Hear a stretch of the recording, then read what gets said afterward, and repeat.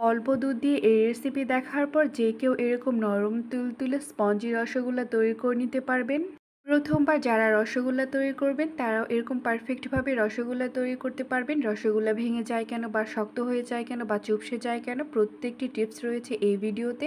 একদম দোকানের মতো হবে রসগোল্লাগুলো, দোকানের থেকে কিন্তু কোনো অংশেই কম নয় এই রসগোল্লাগুলো। প্রত্যেকটি রসগোল্লা হবে নরম তুলতুলে স্পঞ্জি। অবশ্যই পুরো ভিডিওটি দেখবেন, একদমই কিন্তু স্কিপ করবেন না। আসসালামু আলাইকুম everyone, welcome back to my channel. নরম তুলতুলে স্পঞ্জি রসগোল্লা তৈরি করার জন্য প্রথমে প্যানের মধ্যে 1 লিটার লিকুইড গরুর দুধ নিয়েছি। অবশ্যই কিন্তু 1 লিটার লিকুইড গরুর দুধটাই নিতে হবে। আপনারা চাইলে দুধের পরিমাণটা বাড়িয়েও নিতে পারেন। সরাসরি ফ্রিজ থেকে ঠান্ডা দুধ বের করে একদমই কিন্তু চুলায় দিতে যাবেন না, এতে করে কিন্তু ছানাটা একদমই শক্ত হয়ে যেতে পারে। ছানা শক্ত হয়ে গেলে মিষ্টিগুলো কিন্তু একদমই ফুলতে চাইবে না বা চুপসে যাবে। এরপর চুলার আঁচটা মিডিয়াম হিটে রেখে দুধটাকে আমরা জাল করে নেব, অর্থাৎ একটা বলক দিয়ে নিতে হবে। দুধটাকে একদমই ঘন করে জাল করে নেওয়ার কোনো প্রয়োজন নেই, জাস্ট একটা বলক দিলেই হবে। দুধটাকে জাল করে নেওয়ার সময় স্প্যাচুলারের সাহায্যে মাঝে মাঝে এভাবে করে নেড়ে দিতে হবে, এতে করে দুধটা তলানিতে লেগেও যাবে না বা পুরা গন্ধ আসবে না। অপেক্ষা করব দুধটাতে একটা বলক চলে আসা পর্যন্ত। দেখতেই পাচ্ছেন দুধটাতে কিন্তু একটা বলক চলে এসেছে। যেহেতু দুধটাতে খুব ভালো করে একটা বলক চলে এসেছে, এখন এই মুহূর্তে আমরা চুলাটা অফ করে দেব। চুলাটা অফ করে দেওয়ার পর দিয়ে দিচ্ছি ভিনেগার মিশ্রিত পানি। আমি এখানে হাফ কাপ ভিনেগার ও পানি নিয়ে নিয়েছি, অর্ধেকটা নিয়েছি ভিনেগার আর অর্ধেকটা নিয়েছি পানি। ভিনেগারের সাথে পানিটা খুব ভালো করে মিশিয়ে নিয়েছি, এরপর অল্প অল্প করে ভিনেগার মিশ্রিত পানি দিয়ে দেব, এরপর নাড়তে থাকবো। ভিনেগার মিশ্রিত পানি একবারে দিতে যাবেন না, অল্প অল্প করে দিয়ে এভাবে ঢালতে থাকবেন। কিছুক্ষণের মধ্যেই দেখতে পারবেন যে ছানাটা কাটতে শুরু করেছে। দেখতেই পাচ্ছেন ছানাটা কিন্তু একদমই কেটে গিয়েছে। আপনারা দেখতেই পাচ্ছেন ছানার উপরে কিন্তু সবুজ কালার পানি ভেসে উঠেছে। ঠিক এই মুহূর্তে আমি দিয়ে দিচ্ছি ঠান্ডা পানি। এই ঠান্ডা পানি দেওয়ার কারণে ছানাটা কিন্তু একদমই ওভারকুকড হয়ে যাবে না বা শক্ত হয়ে যাবে না, ছানাগুলো একদম নরম থাকবে। এরপর যত দ্রুত সম্ভব ছানা থেকে কিন্তু পানিটা ঝরিয়ে নিতে হবে। এর জন্য আমি একটি ছাঁকনি নিয়ে নিয়েছি, ছাঁকনির মধ্যে আমি ছানাটা ট্রান্সফার করে নেব। এতে করে ছানার মধ্যে যে এক্সট্রা পানিটা আছে সেটা কিন্তু ঝরে যাবে। আপনারা চাইলে পাতলা সুতি কাপড় দিয়েও কিন্তু ছানার পানিটা ঝরিয়ে নিতে পারবেন। এখন আমি আপনাদেরকে একটু দেখিয়ে দিচ্ছি ছানা থেকে ঠিক কতটা পরিমাণে পানি বের হয়েছে। দেখতেই পাচ্ছেন ছানা থেকে কিন্তু অনেকটা পরিমাণে পানি বের হয়ে এসেছে। এখন এই পানিটাকে আমরা ফেলে দেব। এরপর আবারও নর্মাল ঠান্ডা পানি দিয়ে দিচ্ছি। ঠান্ডা পানি দিয়ে দেওয়ার পর এরপর স্প্যাচুলারের সাহায্যে এভাবে চেপে চেপে যে পানিটা আছে সেটাকে আমরা ঝরিয়ে নেব। স্প্যাচুলারের সাহায্যে ছানা থেকে কিন্তু অনেকটা পরিমাণে পানি ঝরিয়ে নেওয়া হয়ে গেছে। এরপর একটি ছোট্ট বোল আমি এভাবে ছানার উপর রেখে দেবো, এতে করে এক্সট্রা যে পানিটা আছে সেটাও কিন্তু ঝরে যাবে। ছানা থেকে পানি ঝরিয়ে নেওয়ার জন্য এভাবে করে রেখে দেব 3 থেকে 4 ঘন্টার মতো। আপনারা চাইলে সারা রাতের জন্য রেখে দিতে পারেন।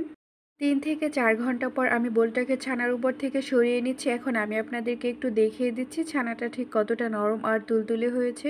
আপনারা দেখতেই পাচ্ছেন ছানাটা ঠিক কতটা নরম আর তুলতুলে হয়েছে। এখন এই ছানাটাকে আমরা একটি প্লেটের মধ্যে নিয়ে নেব। ছানাটাকে আমরা একটি স্টিলের প্লেটে নিয়ে নিচ্ছি, এতে করে কিন্তু ছানাটাকে মধ্যে নিতে খুবই সহজ হবে।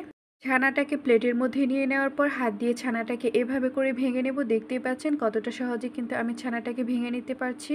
ছানাটাকে ভেঙে নেওয়ার পর হাত দিয়ে এভাবে করে ডলে ডলে কিন্তু একদম ক্রিমি একটা ভাব আনতে হবে। হাতে একটু সময় নিয়ে ছানাটাকে খুব ভালো করে ডলে ডলে একদম কিন্তু স্মুথ করে নিতে হবে। আমি ভিডিওতে ঠিক যেভাবে দেখাচ্ছি ঠিক এইভাবে করে ডলে ডলে একদম ক্রিমি একটা ভাব আনবেন এই ছানার মধ্যে। হাত দিয়ে খুব শক্ত করে চাপ দিতে যাবেন না, এতে করে কিন্তু ছানার ভেতরে যে ঘিটা আছে সেটা কিন্তু বের হয়ে আসবে, এতে করে ছানাটা কিন্তু একদম শক্ত হয়ে যেতে পারে।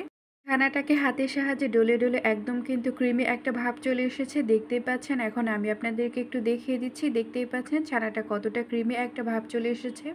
এরপর বাইন্ডিং এর জন্য দিয়ে দিচ্ছি 1 চামচ কর্নফ্লাওয়ার, 1 চামচ চিনি ও 1 চামচ ময়দা। আপনারা চাইলে আটাও ব্যবহার করতে পারবেন। এরপর দিয়ে দিচ্ছি 1 চিমটি পরিমাণে বেকিং পাউডার। মনে রাখবেন রসগোল্লা তৈরি করার সময় কিন্তু একদমই 1 চিমটির উপরে বেকিং পাউডার ব্যবহার করতে যাবেন না, এতে করে কিন্তু রসগোল্লা ভেঙে যাওয়ার সম্ভাবনা থাকে। যদি দুধের পরিমাণ 1 লিটার হয় তাহলে 1 চিমটি ব্যবহার করবেন, আর যদি দুধের পরিমাণ 2 লিটার হয় তাহলে 2 চিমটি ব্যবহার করবেন। এইভাবে করে আপনারা ব্যবহার করবেন বেকিং পাউডার। এরপর ছানার মধ্যে কর্নফ্লাওয়ার, ময়দা, চিনি ও বেকিং পাউডারটাকে এভাবে করে ডলে ডলে খুব ভালো করে মিশিয়ে নিতে হবে। এমনভাবে মিশিয়ে নিতে হবে যাতে করে চিনির কোনো রকম দানা দানা ভাব না থাকে, চিনিটা যাতে করে খুব ভালোভাবে মিশে যায়। ঠিক এইভাবে করে ডলে ডলে মিশিয়ে নিতে হবে, খুব জোরে চাপ দিতে যাবেন না, আলতো করে এভাবে করে মিশিয়ে নিতে হবে। দেখতেই পাচ্ছেন ছানার মধ্যে কিন্তু খুব ভালো করে কর্নফ্লাওয়ার, ময়দা, চিনি ও বেকিং পাউডারটাকে মিশিয়ে নেওয়া হয়ে গেছে। এরপর ছানা থেকে ছোট্ট করে লেচি কেটে নিয়ে এরপর আমরা রসগোল্লার শেপ দিয়ে দেব। রসগোল্লার শেপটা কিন্তু খুব বেশি বড় করে দিতে যাবে না, কারণ এইগুলো ফুলে কিন্তু ডাবল হয়ে যাবে। রসগোল্লার শেপটা দিয়ে দেওয়া হয়ে গেছে। এখন এইভাবে করে সবগুলো রসগোল্লা তৈরি করে নেব। আপনারা দেখতেই পাচ্ছেন প্রত্যেকটা রসগোল্লার শেপ কিন্তু দিয়ে দেওয়া হয়ে গেছে। প্রত্যেকটা রসগোল্লার মধ্যেই কিন্তু কোনো প্রকার ফাটা বা ক্র্যাক নেই, একদম কিন্তু স্মুথ হয়েছে। এরপর রসগোল্লার জন্য আমরা চিনি শিরা তৈরি করব। চিনি শিরা তৈরি করার জন্য আমি এখানে দিয়ে দিচ্ছি 2 কাপ চিনি। আপনারা 1 কাপ চিনি দিয়েও কিন্তু চিনি শিরাটা তৈরি করে নিতে পারবেন। 2 কাপ চিনির জন্য আমি নিয়ে নিচ্ছি 4 কাপ পানি। আপনারা চাইলে পানির পরিমাণটা আরেকটু বাড়িয়েও নিতে পারেন, এটা আপনাদের ইচ্ছে অনুযায়ী। এরপর 2টা এলাচ মাঝখান দিয়ে ফেটিয়ে দিয়ে দিচ্ছি, এতে করে এলাচের খুব সুন্দর একটা ফ্লেভার আসবে। আপনারা চাইলে এটা বাদ দিতেও পারেন, এটা আপনাদের ইচ্ছে অনুযায়ী। এরপর স্প্যাচুলার সাহায্যে চিনি ও পানিটাকে খুব ভালো করে মিক্সড করে দেব। চুলার আঁচটা মিডিয়াম হিটে রেখে চিনি শিরাটাকে খুব ভালো করে জাল করে নিতে হবে। অপেক্ষা করব খুব ভালো করে একটা জাল আসা পর্যন্ত। চিনি শিরাটাকে খুব ভালো করে জাল করে নেওয়া হয়ে গেছে, দেখতেই পাচ্ছেন। চিনি শিরাটাকে কিন্তু একদমই ঘন করে জাল করে নেওয়া যাবে না। এখন এই চিনি শিরার মধ্যে আমি তৈরি করে রাখা রসগোল্লার শেপগুলো দিয়ে দেব। প্রথমে একটি দিয়ে আমি চেক করে নেব রসগোল্লাগুলো একদম ঠিকঠাক হচ্ছে কিনা। একটা রসগোল্লা দিয়ে দেওয়ার পর যখন দেখতে পারবেন যে রসগোল্লাটা একদমই ভেঙে যাচ্ছে না, ঠিক তখনই সবগুলো রসগোল্লা দিয়ে দেব। এখন এক এক করে সবগুলো রসগোল্লা আমি চিনি শিরার মধ্যে দিয়ে দেব। সবগুলো রসগোল্লা চিনি শিরার মধ্যে দিয়ে দেওয়া হয়ে গেছে, দেখতেই পাচ্ছেন। এরপর স্প্যাচুলারের সাহায্যে রসগোল্লাগুলোকে এভাবে আলতো করে দুলিয়ে দিতে হবে, না হলে কিন্তু রসগোল্লাগুলো ভেঙে যেতে পারে। এভাবে করে আলতো করে দিতে হবে, এতে করে রসগোল্লা একটাও ভাঙবে না। স্প্যাচুলারের সাহায্যে রসগোল্লাগুলোকে আলতো করে দুলিয়ে দেওয়ার পর এরপর ঢাকনা দিয়ে দেব। ঢাকনা দিয়ে চুলার আঁচটা মিডিয়াম হিটে রেখে 20 মিনিটের মতো জাল করে নেব। 5 মিনিট পর আমি আপনাদেরকে একটু দেখিয়ে দিচ্ছি, দেখতেই পাচ্ছেন রসগোল্লাগুলো কিন্তু অনেকটা পরিমাণে ফুলে উঠেছে। 2 থেকে 3 মিনিট পর পর এভাবে করে ঢাকনা খুলে আলতো করে মিষ্টিগুলোকে দুলিয়ে দিতে হবে। এরপর ঢাকনাটা দিয়ে দিচ্ছি। ঢাকনাটা দিয়ে দেওয়ার পর চুলার আঁচটা মিডিয়াম হিটে রেখে আবারও 15 মিনিটের মতো খুব ভালো করে জাল করে নেব। 15 মিনিট পর আমি আপনাদেরকে ঢাকনাটা একটু খুলে দেখাচ্ছি, দেখতেই পাচ্ছেন মিষ্টিগুলো কিন্তু অনেকটা পরিমাণে ফুলে উঠেছে। ঠিক এই মুহূর্তে আমি চুলাটা অফ করে দেব। এখন এই রসগোল্লাগুলোকে আমি সারা রাতের জন্য রেস্টে রেখে দেবো, এতে করে রসগোল্লার ভিতরে কিন্তু পুরোপুরিভাবে রসটা ঢুকে যাবে।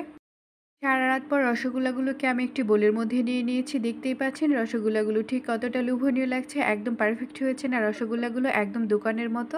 দোকানের থেকে কিন্তু কোনো অংশেই কম নয়। এই রসগোল্লাগুলো একদম পারফেক্ট নরম তুলতুলে স্পঞ্জি রসগোল্লা। প্রথমবার যারা এই রসগোল্লা তৈরি করবেন তারাও কিন্তু এরকম পারফেক্টভাবে রসগোল্লা তৈরি করতে পারবেন। যদি আমার পুরো ভিডিওটি দেখেন অবশ্যই কিন্তু আপনারা এইভাবে রসগোল্লা তৈরি করে নিতে পারবেন। এখন আমি আপনাদেরকে রসগোল্লাগুলো একটু দেখিয়ে দিচ্ছি, দেখতেই পাচ্ছেন রসগোল্লাগুলো ঠিক কতটা স্পঞ্জি হয়েছে। এখন একটা রসগোল্লা আমি আপনাদেরকে কেটে একটু দেখিয়ে দিচ্ছি ভেতরটা কতটা জালিদার হয়েছে, কতটা নরম তুলতুলে আর কতটা স্পঞ্জি হয়েছে। আপনারা দেখতেই পাচ্ছেন রসগোল্লাগুলো কতটা পারফেক্ট হয়েছে। আর হ্যাঁ, যদি আমার এই রসগোল্লা তৈরির রেসিপিটি আপনাদের ভালো লাগে তাহলে অবশ্যই লাইক, কমেন্ট এবং শেয়ার করবেন। ইউটিউব থেকে দেখে থাকলে সাবস্ক্রাইব করবেন, আর ফেসবুক পেজ থেকে দেখে থাকলে ফলো করবেন। আর আমার এই ভিডিওটি দেখার জন্য আপনাদের সবাইকে অনেক অনেক ধন্যবাদ। আল্লাহ হাফেজ।